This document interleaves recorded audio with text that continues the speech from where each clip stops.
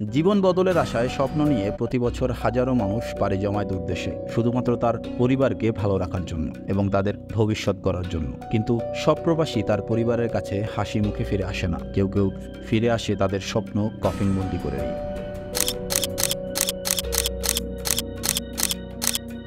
Wage earners welfare বোর্ডের এক পরিসংখ্যান অনুযায়ী 1993 সাল থেকে 2024 সাল পর্যন্ত বিশ্বের বিভিন্ন দেশ থেকে মোট 56,769 জন প্রবাসী কর্মীর মরদেহ দেশে এসেছে, যাদের মধ্যে 2024 সালে 4,813 জন, 2023 সালে 4,552 জন এবং 2022 সালে 3,904 জন বাংলাদেশি অভিবাসীর মরদেহ দেশে এসেছিল।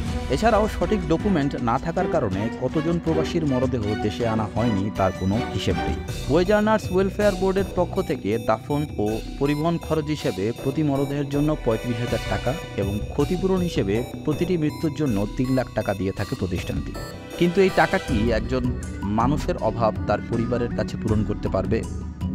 কিন্তু যারা লাশ হয়ে দেশে ফিরছে তারা আসলে কিভাবে মারা যাচ্ছে তা আমাদের সরকারের জানা নেই। বেশিরভাগ মৃত প্রবাসীর বয়স বলা হয় 25 থেকে 35 বছরের মধ্যে এবং তাদের মৃত্যুর জন্য প্রধানত দুটি কারণকে সবসময় সামনে আনা হয়। প্রথম কারণ হার্ট অ্যাটাক এবং দ্বিতীয় কারণ বলা হয় ব্রেন স্ট্রোক।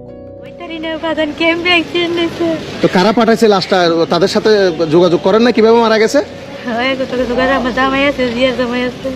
মানে প্রতি বছর হাজার হাজার কোটি টাকা বাজেট করা হয় প্রবাসী কল্যাণ মন্ত্রণালয়ের জন্য, কিন্তু সাধারণ কিছু বিষয় যেগুলো আমাদের দেশের সো কল্ড প্রবাসী কল্যাণ মন্ত্রণালয়ের লক্ষ্য রাখার কথা, সেগুলোর দিকে কোনো খবর রাখা হয় না।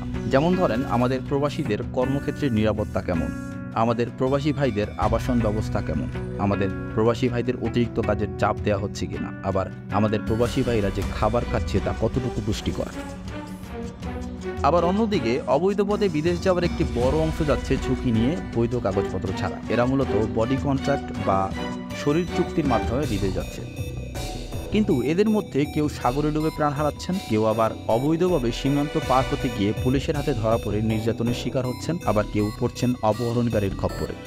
যেমন ধরেন, অবৈধভাবে সমুদ্রপথে ইউরোপ যাওয়ার সময় সাগরে ডুবে 2024 সালের ফেব্রুয়ারি মাসে 8 জন এবং 2025 সালের ফেব্রুয়ারি মাসে 10 জন মারা গিয়েছেন। এভাবেই আরও হাজার হাজার বাংলাদেশি নাগরিক দালালের খপ্পরে পড়ে তাদের প্রাণ হারাচ্ছেন। আমাদের অনুরোধ, সরকার যেন প্রবাসীদের মৃত্যু ও নির্যাতনের ঘটনাগুলো গুরুত্ব সহকারে দেখে এবং যথাযথ তদন্ত করে। প্রতিটি প্রবাসী আমাদের দেশের সম্পদ, তাদের নিরাপত্তা নিশ্চিত করা সরকারের দায়িত্ব।